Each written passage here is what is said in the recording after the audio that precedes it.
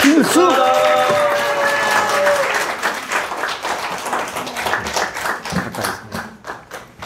반갑습니다. 오늘이 6월 8일 75년 전 오늘 저는 돌산 전투에서 조국과 민족을 위해서 목숨을 바쳐 싸워왔습니다. 75년 전 김일성 괴뢰 집단의 불법 남침으로 인해서 조국 운명이 풍전등화에 서 있을 때 저는 가난했지만은 시골에서 8남매 막내로 태어나 형과 누나들의 사랑을 받으며 곱게 자라왔습니다. 그때 우리 둘째 형님이 경찰관이었어요. 반동분자의 가족이다 해가지고 인민군한테, 지금 말하자면 파출소죠. 그때는 군주소예요. 얼마나 많은 핍박을 당했는지 이루 표현할 수가 없습니다. 총이 없어서 대나무를 죽창으로 만들어가지고 매일같이 찾아와서 우리 아버지 어머니를 괴롭히면서 아들 내려라, 이 반동분자의 가족이다 하면서 괴롭힐 때 저는 어린 학생의 몸이었습니다만 얼마나 분했는지, 어떻게 하면 내가 저들에게 복수할 수 있었을까 하고 고민하던 중 마치 해병대 모집이 있었어요.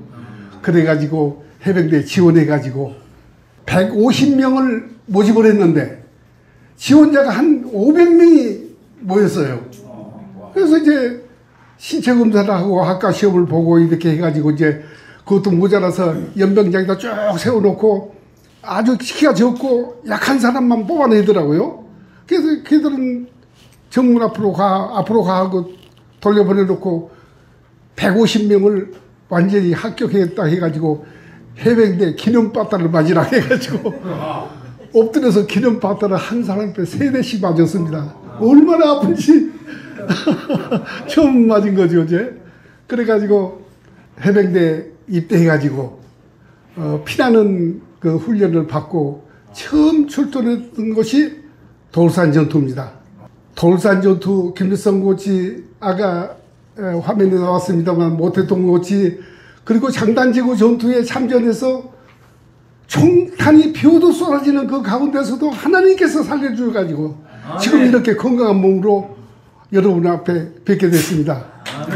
호정산에는 31년생이 됐습니다만 실제 나이는 한 살이 더 많습니다. 31년생입니다. 그러니까 금년 95살이 되겠죠.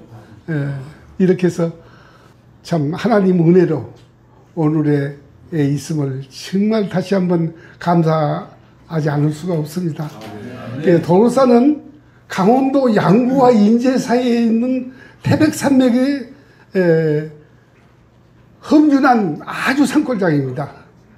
돌산을 중심으로 24개 고지가 1000m가 오르내리는 그런 험악한 지대였었는데 거기를 우리 해병대가 맡아서 전투해가지고 17일 동안 진짜 뺏고 빼앗기는 그런 혈전 끝에 결국은 24개 고치를 17일 만에 완전히 탈환하고 뺏고 해병대 만세, 대한민국 만세를 목이 터져라고 불렀던 그때 그 감격이 지금 이 순간에도 귀에 쟁쟁 들리는 것 같습니다. 특히 자랑스러웠던 것은 미해병 의원대가 몇 번 시도하다가 실패를 했어요. 미해병 의원대는 세계적으로 아주 막강한 부대입니다. 오키나와 전쟁 때 일본군 정예부대를 물리친 부대의 구성원이나 개인적인 그런 전투 경험으로 비춰보았을 때 우리보다도 막강한 군대였었는데 그들이 실패한 것을 우리가 해서 이겼습니다. 얼마나 자랑스러운 일이겠습니까? 그때 이승만 대통령께서 오셔가지고 화신이 경탄할 공훈이다 라고 칭찬하시면서 무적해백이라는 친필 희호를 하사했습니다. 그로부터 우리가 통영 상륙 작전에서 얻은 귀신 잡는 해병, 그 다음에 무적 돌산에서 얻은 무적 해병의 신화가 국내는 물론이고 해외까지도 널리 알리게 됐습니다. 그리고 이제 이어서 그해 6월 4일부터 시작해가지고 20일 날 야간 공격을 시작해가지고 돌산 점령하고 8월 31일 날 그해 8월 31일 날 김성고지를 공격하게 됐습니다. 예, 돌산에서 실패한 그 오명을 여기서는 우리가 만회하겠다고 아주 호언장담하고 김일성이가 아주 그 김일성고지에다가 많은 병력을 투입해 가지고 사수했습니다. 아까 여기 나왔습니다만은 고지가 924고지입니다. 924고지입니다. 924고지고 모태동 고지가 1114고지. 아까 좀 틀게 예, 적어졌습니다. 그래서 여기서 이제 그 김일성 고지를 점령을 하고 이어서 모태동 고지. 그러니까 지금 을지 전망대가 모태동 고지입니다. 금강산 1만 2천 봉 가운데서 가장 남단에 있다는 가칠봉 옆에가 바로 그 모태동 고지입니다. 지금 을지 전망대요. 여기서 이제 점령을 하고 결국 이제 승리한 다음에 수도 서울이 위험한 상태니 해병대가 맡아서 지켜달라는 이승만 대통령의 강력한 요청에 의해서 우리가 서부전선으로 이동을 했습니다. 그래가지고 파죽스로 밀려오는 중공군을 우리가 막아서 수도 서울을 지켰습니다.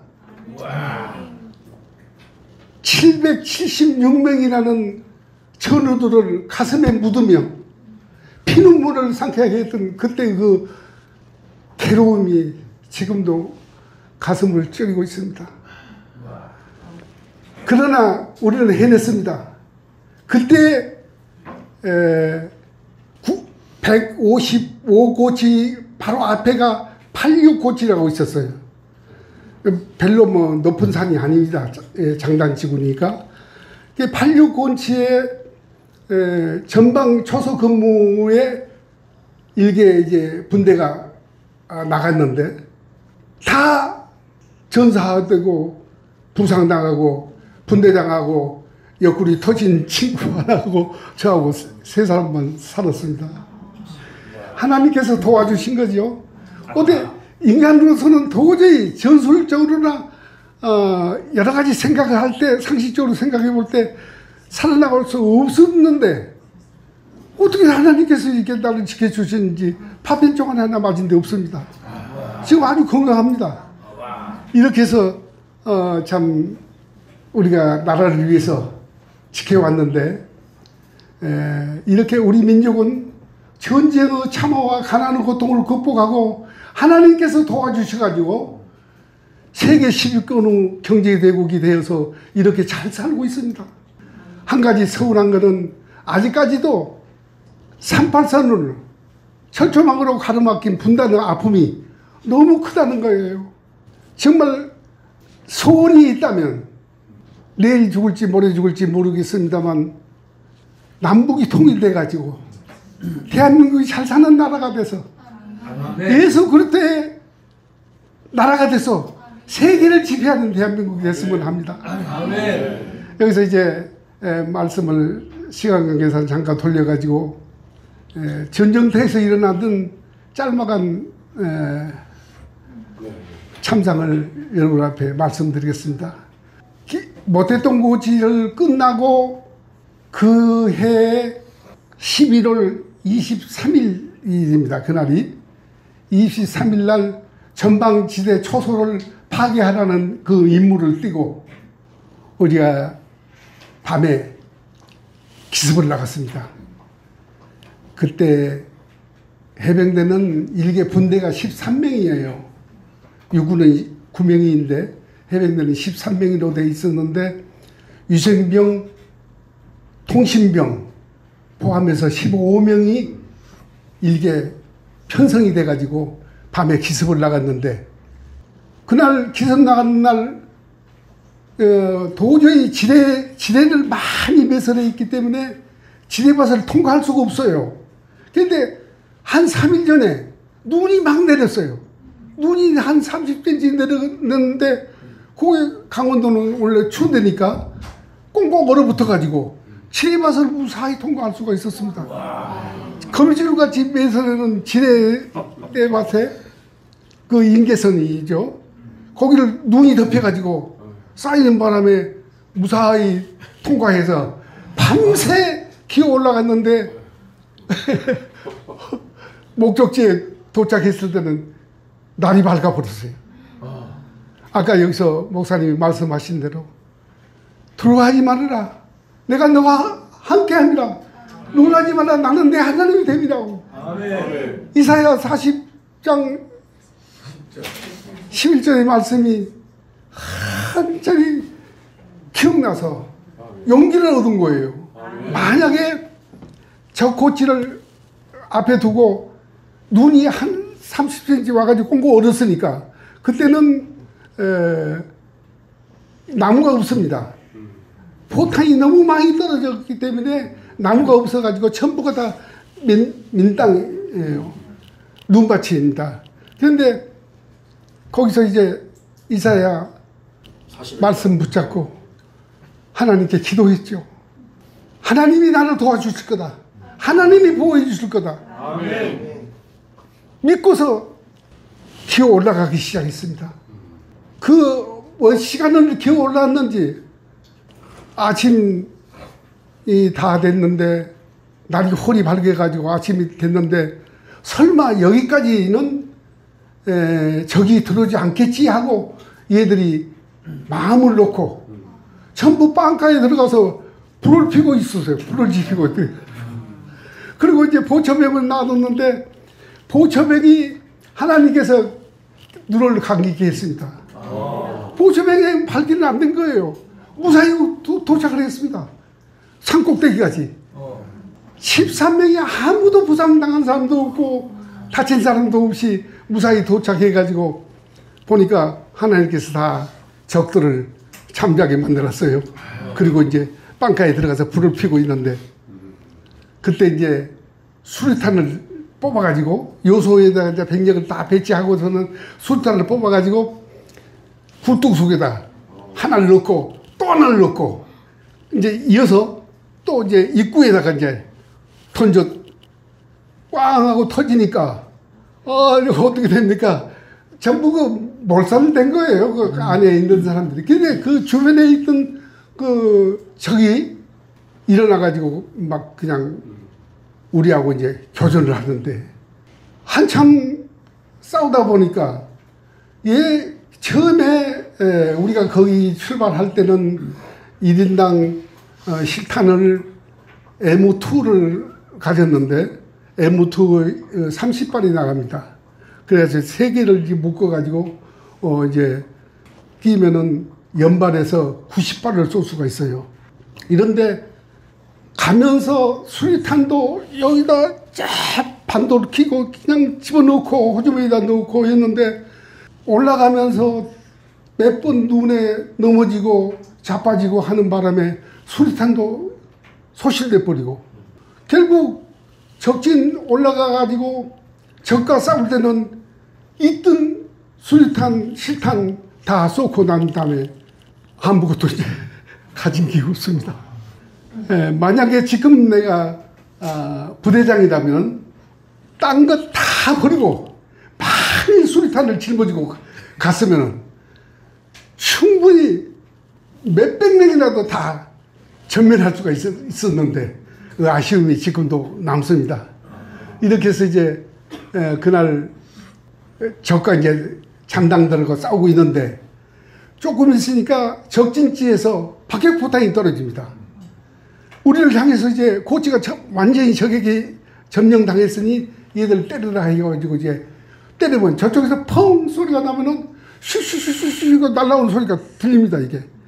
그래서 슉슉슉 하면은 벌써 우리 넘어서 포탄이 날아가고 쉬쉬쉬쉬 하면서 딱 끊어지면 옆에 떨어지는 겁니다. 그게 포탄이 날아온 소리가 귀에 들려요. 이렇게 했는데 나중에 알고 봤더니 한 50% 이상이 불발이에요. 근데 왜 그렇게 했느냐고 알아봤더니 우리 비행기에서 너무나도 많이 그 폭격을 했기 때문에 그 애들이 관수를 잘 못해가지고 이제 그 내관에 녹이 슬었습니다. 그래가지고 잘 터지지 않는 겁니다. 이렇게 해서 이제 한참 박격포탄이 터지는데 이쪽에서 아이고 옆구리 뭐 이쪽에서 뭐 다치고 해가지고 그 14명, 15명 가운데서 4명이 부상당했어요. 옆구리가 터졌습니다. 그래가지고 이제 더 이상 실탄도 없고 그래서 같이 대항할 수 없으니 이제는 후퇴해야 되겠구나 이렇게 맘먹고 이제 먼저 부상당한 4명과 통신병 이렇게 해서 먼저 후퇴를 시켰는데 이쪽에서 잔당들이 그걸 발견하고 쏘는 바람에 다시 이제 그 후퇴를 못하고 반대쪽을 향해서 이게 우리 군인 쪽을 향해서 도망간 게 아니라 반대쪽으로 적지를 향해서 도망을 했어요. 그냥 뭐 나무도 아무것도 없으니까 눈 전부 쌓였기 때문에 없는데 넘어지면서 자빠지면서 참 말씀드리기 어렵습니다만 똥까지 싸가면서 도망을 해서 전부 다 살아났어요. 한 사람도 그 낙오자 없이 부상당한 4명 가운데서도 다 살아났고 특히 자랑할 만한 것은 통신병이 SCR-536인데 그 배터리가 굉장히 무겁습니다. 그런데 그 통신병이 관통을 입었어요, 다리에. 그러니까 무거운 몸통에 통신기를 버릴 수 없으니까 배터리만 꺼내서 버려버리고는 도망해 온 거예요. 그런데 와서 보니까 안전지대까지 왔는데 우리보다 먼저 와 있어요. 부상병들이. 이렇게 해서 참 어려운 고비를 넘기고 전투에서 살아나왔습니다. 네, 여기서 한 가지만 더 이제 시간 관계상 말씀드리겠는데 6.25 전쟁은 아직도 지금도 계속 중입니다. 6.25 전쟁이 끝나지 않았어요. 휴전만 됐습니다. 53년 7월 27일 휴전만 됐지 6.25 전쟁이 끝나지 않았습니다. 얼마 전 설문조사에 의하면 초등학생, 중학생 50% 이상이 북침이라고 대답을 했다고 합니다. 이런 기가 막힌 일이 어디가 있겠습니까? 북침? 아닙니다. 그 장차 이 나라를 짊어지고 나갈 그런 어린 꿈나무들에게 거짓 역사를 가르친 그 선생들은 지금 역사 앞에 무릎 꿇고 사죄해야 됩니다. 절대 북침이 아닙니다. 남침이 우리가 당했습니다. 아무런 대비 없이 3일 만에 수도 서울이 적에게 함락당했어요. 240대의 소련제 비행기가 하늘을 뒤덮고 20만 명의 인민군이 200대의 전차를 앞세우고 물밀듯이 밀고 내려와서 3일 만에 수도 서울이 적에게 함락당하고 나무로 후퇴만이 움직일 수 없는 그런 전략인 듯 싶었습니다. 이렇게 해서 우리 이 국방 상태가 얼마나 허술했으면 3일 만에 수도 서울이 적에게 함락당하겠습니까? 우리는 그때 비행기라고는 연습용 20대, 전차는 한 대도 없었습니다. 병력의 3분의 1을 예출에다 보내고 조용한 주일날 아침이었어요. 어떻게 해서 북침입니까? 이래도 북침입니까? 하나님께서 대한민국을 사랑했기에 안전보장 이사회가 열려가지고 그날 밤 세계의 평화를 파괴한 행위다라고 하면서 파병 결의안이 통과됐습니다. 그래서 미국을 유시해서 유엔군에 참전으로 인해 가지고 우리가 지금 이렇게 잘 살고 있지 않습니까? 정말 다시 한번 하나님께 감사해야 되겠습니다. 아멘. 이렇게 해서 지켜온 나라인데 몰지각한 정치인들이 나라를 자꾸 흔들고 있으니 아까도 얘기했습니다만 정말로 이 나라 대한민국이 후대에 잘 살 수 있는 나라로 물려줬으면 합니다. 제 소망입니다.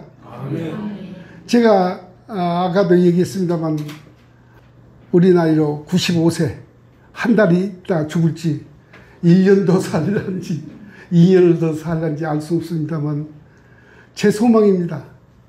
죽기 전에 통일됐으면 하는 아멘. 그렇게 해서 예수 그리스도의 사랑으로 세계를 지배하는 아멘. 그런 나라가 됐으면 하는 마음이 간절합니다. 아멘. 장단지구 전투 아까도 얘기했습니다만 수도 서울이 지금 위험한 상태니까 해병대가 와서 맡아달라는 이승만 대통령의 강구한 요청에 의해서 돌산 전투에서 승리하고 장단지구로 왔습니다. 장단지구에 와가지고 거기는 이제 그 돌산하고는 다르죠. 높은 산이 없어요. 1호로 고치게 155고치가 제일 높은 산입니다. 그리고는 뭐 86고치 뭐 이렇게 해서 이제 얕은 산인데 776명이라는 천사자를 가슴에 묻었습니다. 그때 아까 얘기했습니다만 일개 분대가 전방 초소군부 나가가지고 다 부상 나가고 죽었는데 3사람 살았어요. 그 중에 제가 한 사람입니다. 아멘. 만약에 장단지구에서 우리가 지켜내지 않았다면 수도서울이 다시 한번 적의 손아귀에 들어가지 않았나 이렇게 생각을 합니다. 그때 인민군이 중공군이 얼마나 많은 병력인데 산 꼭대기에 점령해가지고 그 기관총을 들이대고 그냥 쏘아댔겠는데 막 개민대까지 밀려오는데요. 넘어지면 안 올 줄 알았거든요. 근데 쏘면 쏘은 대로 그냥 막 올라오는 거예요, 인민군이. 나중에는 그 고치에서 우리가 후퇴하고 말았습니다. 그래가지고 다시금 후방에 와서 재정비해가지고 다시 올라가서 이제 때렸는데 그때는 이제 제공권이 우리한테 있어가지고 비행기에서 낮에 웬만한 데는 보급로 전부 차단하고 폭탄으로 때려 부셨습니다. 얼마나 많은 폭탄을 때려 부었기에 백마고치가 6m나 내려앉았다고 소문이 있는데 그러니까 우리가 점령했을 때는 저희들이 때리고 저희들이 점령했을 때는 우리가 때리고 해가지고 백마고치가 6m나 내려앉았다는 그런 전설이 있습니다. 얼마나 치열했는지 여기서 더 이상 말씀드린다는 게 좀 부끄러운 얘기 같습니다만 이렇게 해서 건져온 대한민국입니다. 이 대한민국을 아까도 얘기했습니다만 몇몇 정치인들의 불장난으로 인해 가지고 지금 대한민국이 어떻게 될지 앞으로 우리가 후손들에게 어떤 나라를 물려줘야 할지 걱정이 태산 같습니다. 여러분 짧은 시간 경청해 주셔서 대단히 감사합니다. 여러분 나라를 위해서 정말로 기도해야 될 줄로 믿습니다. 감사합니다.